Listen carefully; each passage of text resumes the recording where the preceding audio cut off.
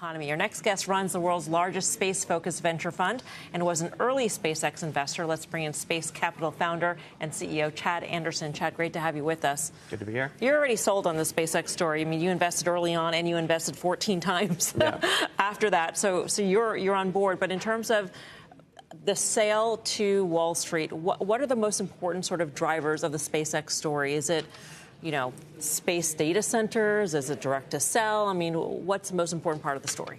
All of the above. I think, the narrative is 10 million Starlink subscribers for satellite broadband and growing significantly.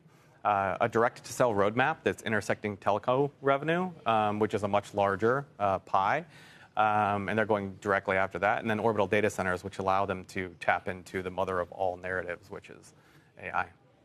How, at a $1.7 trillion valuation, assuming that's where it comes, is that not a kind of mission accomplished moment? Just in terms of what you're already giving SpaceX credit for, it'd be like 50, 60 times sales. It has to build in all those expectations you mentioned.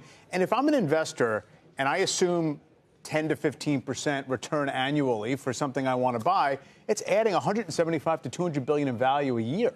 So what's the path? When you step back and think about what makes Elon Musk such a successful entrepreneur, I think it is his ability to imagine bigger than us, think bigger than us, come up with ideas and schemes and grand ambition at a scale that none of us can really comprehend.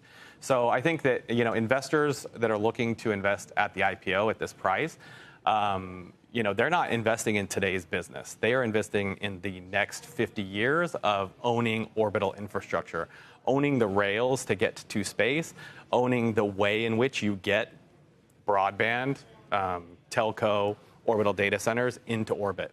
We're in this period where space infrastructure and terrestrial infrastructure is converging in a way in which no one's going to care in the future where your data is processed or where your communications come from, as long as you have it and it's fast and it's cheap and affordable.